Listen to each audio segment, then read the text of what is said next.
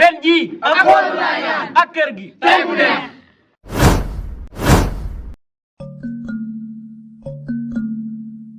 waaw kay koor gi moom duggoon nañ ci bismillahi rahmaani rahim di si waaj a àgg alhamdulilah loolu nu mu tudd. alhamdulilah rabbil alamin. nga def lu gaaw rek waaw kii di ko déggoon toj fi de su bàyyam xamul gàtt ndeysaan dugg nañ si bismillahi rahmaani rahim bëgg ko àggale si alhamdulilahi rabbil loolu sa juróom jeex na léegi maanaam korite day waaj a ñëw ñu koy waaj li ngeen wóor lépp ak sàcc ga naan gi xam naa ne suñu mbor moom day la ko jégal du la ko jégalu rek coow la day leen topp mbaxal mi nag maa ngi jiw àggale maa ngi tuub sa mbaxal mu bàyyi la doo ko déggee fii da nga fi déggaat leneen koor dugg fi jàmm jeexal si wasalaam waaw Qu'est-ce que tu parles là? De toutes les façons, j'en sais rien. raawul de koor gi du ran koor gi daa doon def par benn raaw bu par bis la leeral ko na ko leen bi mardi jeudi vendredi ba loolu mais du ran du loolu dégg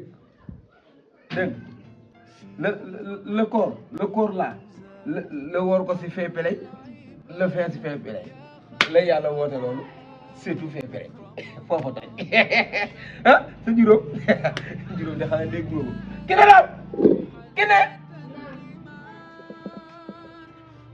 kaay lu yaas Ah, la nouvelle. la La nouvelle. doo rek la musal bu mbuur la fii Oh, tu passes quoi? Tu passes quoi? kii dafa bëri problème il faut passe yow paasoo daf fi dara football loo paasoo yow doo xam lii gaa nga di lire le passe pas ak yooyu yëpp doo fi lijjanti waaw man moo nga loolu lépp kii kan la kii def duñ wéet Mais pourquoi tu la touches? ah waaye yow tuuti ma ko franc ma waaye fii see waaye yow tamit nag waaye duur waay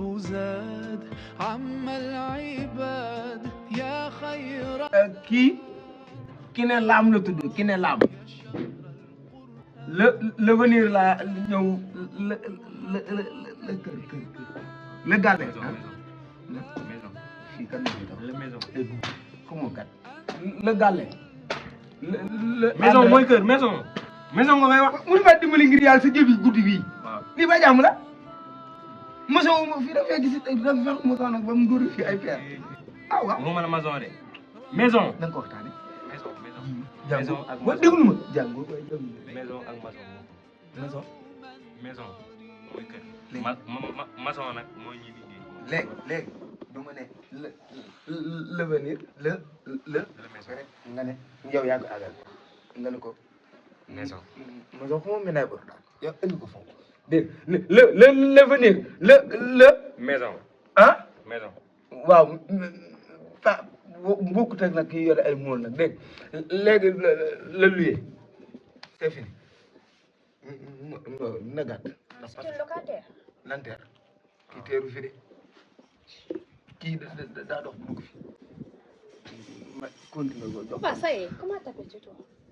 tap kii tap da lay ñuus de Regarde-moi. jóg na bi rek maa la koy waxal dina la ñuus nag kii tap tudd de S'il te plaît, et toi aussi. le 4 là yow fessee léegi nag xam na la laa bëgg ngeen xam ko muy kër gi kii yéen a bokk lépp Tu lui parles de quoi, moi? Quoi, qu'est-ce que c'est que ça? waaye bàyyi ma ay kees ak fii carton nga ko Mais la distance au moins.